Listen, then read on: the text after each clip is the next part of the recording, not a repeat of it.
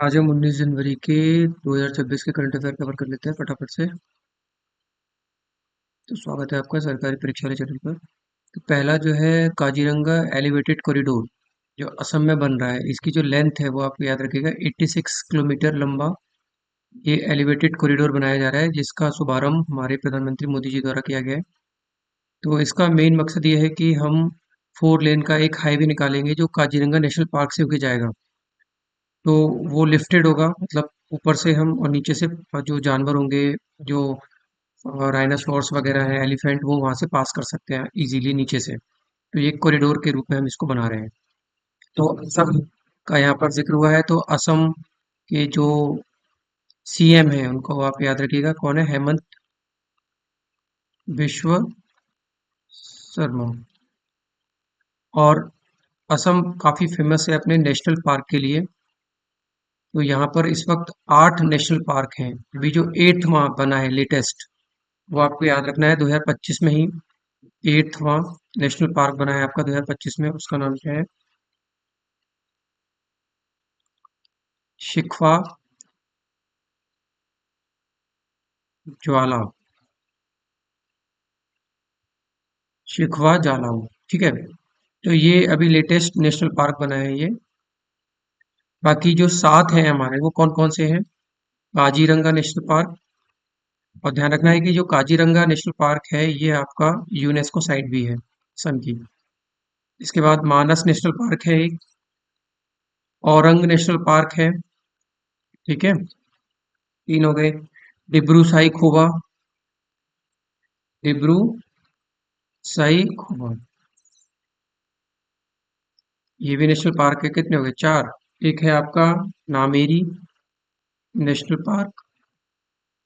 ठीक है, रायमोना, ये भी लेटेस्ट ही बना था, रायमोना नेशनल पार्क। तो कितने हो गए? 1 2 3 4 5 6, एक और रह गया, उसका नाम है दिहंग पटकाई, दिहंग पटकाई। दिहंग ट्रिब्यूटरी भी है ब्रह्मपुत्र की। और असम की सबसे बड़ी नदी कौन सी है? ब्रह्मपुत्र।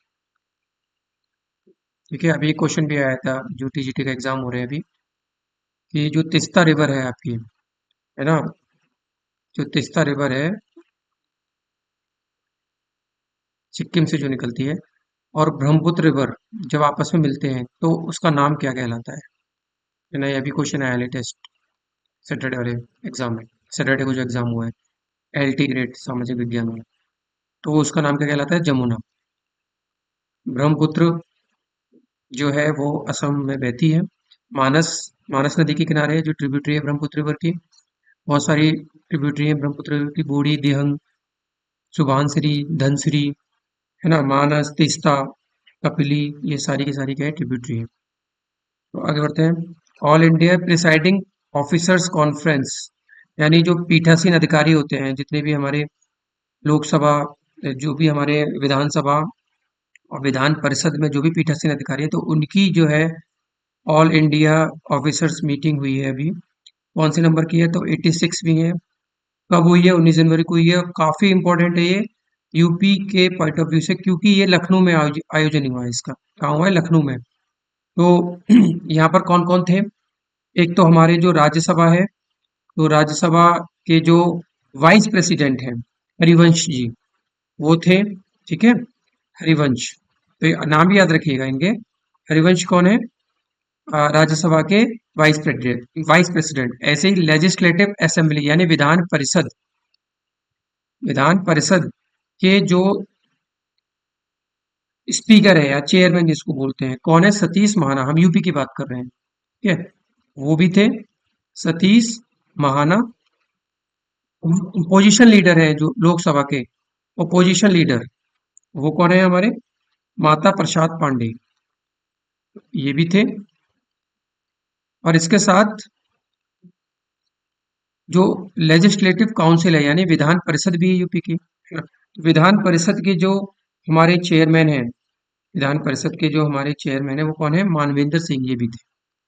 ठीक है, इनके नाम भी आप याद रखिएगा, यूपी के पॉइंट ऑफ व्यू से इंपॉर्टेंट है, क्योंकि यूपी बहुत, हर एग्जाम में, यूपी ट्रिपल एस सी के हर एग्जाम में लगभग 20 नंबर के हमारे यूपी को डाला गया है उसमें। तो ये मीटिंग हुई है 86वें नंबर की है, बाकी इनके नाम भी याद रखिएगा, सतीश महाना, माता प्रसाद पांडे और मानवेंद्र सिंह। अच्छा, इसी के साथ कुछ पॉलिटी के क्वेश्चंस कवर कर लेते हैं, जैसे कि अच्छा, हमारे चैनल पे सरकारी परीक्षा वाले पे पॉलिटी की क्लासेस चल रही है, ऑलमोस्ट कवर हो चुकी है।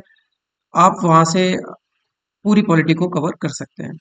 जैसे कुछ क्वेश्चन है कि 168 जो आर्टिकल है 168, वो विधानसभा विधान परिषद के बारे में बात करता है, बाई कैमरल होगा क्या होगा। 169 विधान परिषद की बात करता है। 170 विधान सभा की बात करता है, लेजिस्लेटिव असेंबली की बात करता है ना। 172 5 साल टेन्योर होना चाहिए। 174 विधानसभा के क्वालिफिकेशन की बात करता है ना। 25 साल एज होनी चाहिए, 25 साल होनी चाहिए लेजिस्लेटिव असेंबली यानी विधान सभा के लिए। ठीक है। और जो सतीश महाना जी हैं, है ना, हमारे कौन है, ये स्पीकर है यूपी के विधानसभा के, तो ये किस आर्टिकल के तहत बनते हैं, 178। ये भी आपको याद रखना है। ठीक है। आगे बढ़ते हैं। भारत और यूएई संबंध 19 जनवरी को जो है ये जो क्या कहते हैं, शेख मोहम्मद बिन जायद अल नहायान, जो कि हेड है हमारे यूएई के, ये भारत दौरे पे आए हुए हैं। तो याद रखिएगा। अब इसमें इंपॉर्टेंट बात ये है, भारत दौरे पे ये दूसरे किसी देश के प्रमुख हैं जो आए हैं इस साल 2026 में। तो आप देखेंगे 2026 में सबसे पहला दौरा जो हुआ है वो किसका हुआ है, वो जर्मनी के प्रमुख जो चांसलर हैं हमारे मर साहब, वो आए थे, जो अहमदाबाद और बेंगलोर गए थे। सबसे पहले वो कहाँ आए थे, गुजरात गए थे, वहां पे काइट फेस्टिवल में उन्होंने पार्टिसिपेट किया था, है ना। और गांधीनगर भी वो गए थे। अच्छा, यहाँ पर आप देखेंगे जो सीपीईसी है ये काफी चर्चा में है। सी सीपेक्स, ठीक है, सीपा बोलते हैं इसको, सीपीईसी ये थोड़ा सा गलत लिख दिया है यहाँ पर। सीपीईसी तो चाइना और पाक इकोनॉमिक कॉरिडोर है, जिस पर भारत ने अपनी आपत्ति जताई थी, इसको सही कर लीजिएगा, सीपा है। तो सीपा का मतलब है जो सीपा समझौता हुआ है किसके साथ हुआ है, ये पूछ सकता है क्वेश्चन। सीपा समझौता किसके साथ हुआ है, यूएई के साथ हुआ है, इंडिया और यूएई। इसकी फुल फॉर्म क्या है, कॉम्प्रिहेंसिव इकोनॉमिक पार्टनरशिप एग्रीमेंट। ये कब हुआ था, तो ये हुआ था 1 मई 2022 को। ये है क्या, ये फ्री ट्रेड एग्रीमेंट है। इसके तहत दोनों देश जो है वो फ्री ट्रेड एग्रीमेंट करेंगे, और इसका लक्ष्य है कि हम भारत और जो कि यूएई है उसका 100 बिलियन 5 सालों के अंदर $100 बिलियन का जो ट्रेड है उसको करना। ठीक है, लेके जाना उसको। चलिए आगे बढ़ते हैं। आईएनएस सुदर्शनी, नाम याद रखिएगा। ये जो सुदर्शनी है भारतीय नौसेना का एक फ्लैगशिप प्रशिक्षण पोत है, और इसका एक कार्यक्रम है लोकायन 26। ये क्या है, लोकायन 26, जिसमें आईएनएस सुदर्शनी 18 पोर्ट की यात्रा करेगी, 18 बंदरगाहों पे जाएगी, 13 देशों के। कितने देशों के, 13 देशों के। कितने महीनों के अंदर, 10 महीनों के अंदर। जो कि वसुधैव कुटुंबकम का संदेश भारत दे रहा है। ठीक है। आगे इंडिगो पर जुर्माना, इसने काफी फ्लाइटें कैंसिल की थी दिसंबर मंथ में, तो इंडिगो पर जुर्माना लगा है। तो आप चार कंपनी दे देगा ऑप्शन में आपको, किस पर जुर्माना लगा था, किसने फ्लाइट कैंसिल की थी, तो नाम याद रखेगा इंडिगो। किसने जुर्माना लगाया है, डीजीसी। इसका फुल फॉर्म याद रखिएगा, directorate general of civil aviation. ठीक है। ये विमान मंत्रालय के अंदर आती है, और जो विमान मंत्रालय है उसके प्रमुख कौन है, जो जो हमारे मिनिस्टर कौन है, राम मोहन नायडू, है ना। ये आप याद रखिएगा। ग्रीनलैंड में विरोध जारी है। ग्रीनलैंड, जो अमेरिका के राष्ट्रपति हैं डोनाल्ड ट्रंप, इनकी नीतियों के तहत वो ग्रीनलैंड को अमेरिका का एक राज्य बनाना चाहते हैं। तो इसका काफी विरोध किया गया है, और भारी तादाद में लोगों ने यहाँ पर विरोध प्रदर्शन किया, जिसमें प्रधानमंत्री, ग्रीनलैंड के प्रधानमंत्री भी शामिल थे। और इनका नाम याद रखिएगा, ग्रीनलैंड के प्रधानमंत्री जेम्स फेडरिक नील्सन। ठीक है। और ग्रीनलैंड जो है वो डेनमार्क का एक पार्ट है, बट लेकिन अ, इसकी अपनी यहाँ एक सरकार है ग्रीनलैंड की, लेकिन कुछ जो फॉरेन पॉलिसी है और जो रक्षा संबंधी समझौते हैं वो डेनमार्क की सरकार द्वारा किए जाते हैं। ठीक है।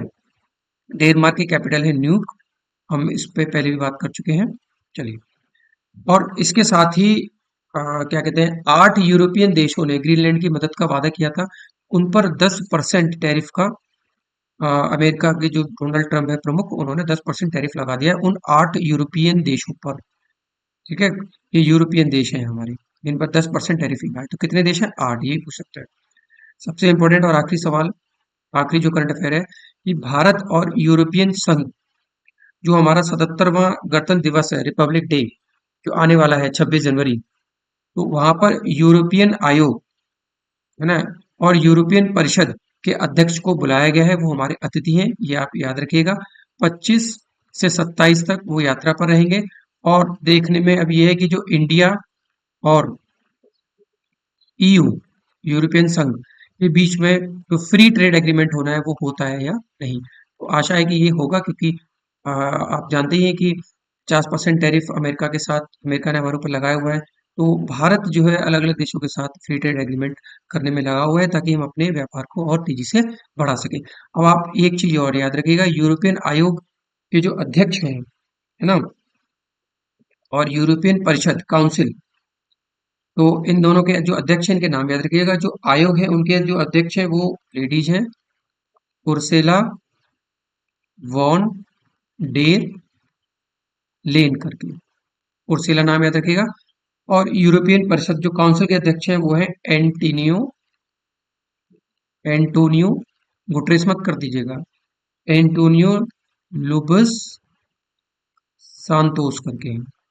ठीक है, ये दोनों लोग, उर्सेला और एंटोनियो जी जो अध्यक्ष हैं, ये दोनों लोग 25 जनवरी को, वो सॉरी 26 जनवरी को बाहर आ रहे हैं। वो मुख्य अतिथि हैं। आज के करंट अफेयर थे। धन्यवाद।